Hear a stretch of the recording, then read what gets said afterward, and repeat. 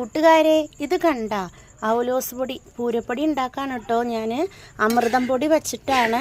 മോൾക്ക് അങ്കൻവാടിയിൽ നിന്ന് അമൃതം പൊടിയും കിട്ടും. അപ്പം അതിൽ നമ്മൾ അവലോസ് പൊടി ഉണ്ടാക്കണം എങ്ങനെയാണ്? പൊടിക്ക് വരാം അമൃതപ്പൊടി. അതായത് ഇതിൽ വെള്ളം ചേർത്തല്ല നനയ്ക്കുന്നത്.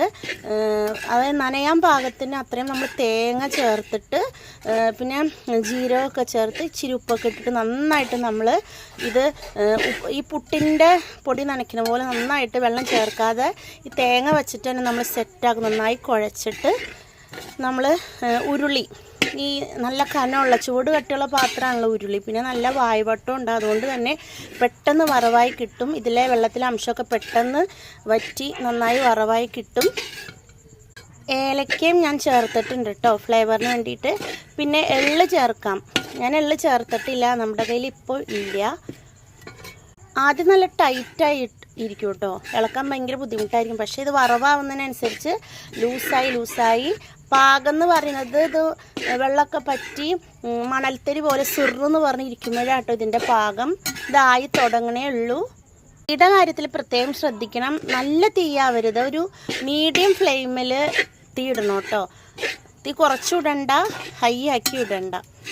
എപ്പോഴും എനിക്കിഷ്ടം വിറകടുപ്പിൽ പൂരം വറക്കുന്നതാണ് കേട്ടോ. അപ്പോൾ മനസ്സിനൊക്കെ നല്ലൊരു സന്തോഷമാണ്. ആ തീയും പുകയൊക്കെ കൊണ്ടുവരുമ്പോൾ ഇതിന് ഗ്യാസിലിട്ടുണ്ടാക്കണേക്കാൾ രുചിയായിരിക്കും കേട്ടോ.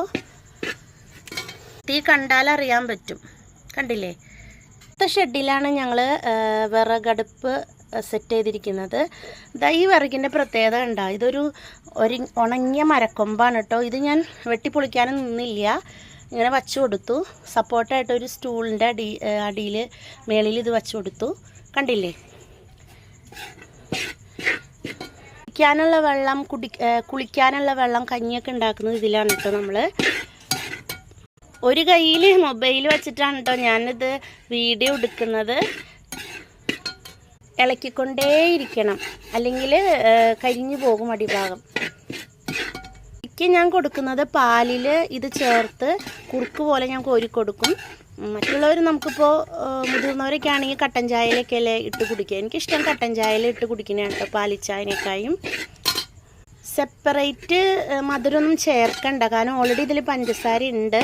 പിന്നെ വേണമെന്നുണ്ടെങ്കിൽ നമുക്ക് അവലോസുണ്ട ഉണ്ടാക്കാനായിട്ട് ഇച്ചിരി കപ്പലണ്ടിയും വറുത്തിട്ട് ഇതിലിട്ടിട്ട് ശർക്കര പാനിയും കൂടിയും ചേർത്ത് ഇത്തിരി നെയ്യും ചേർത്ത് ഉരുട്ടിയെടുത്താൽ അവലോസ് ഉണ്ടയായി.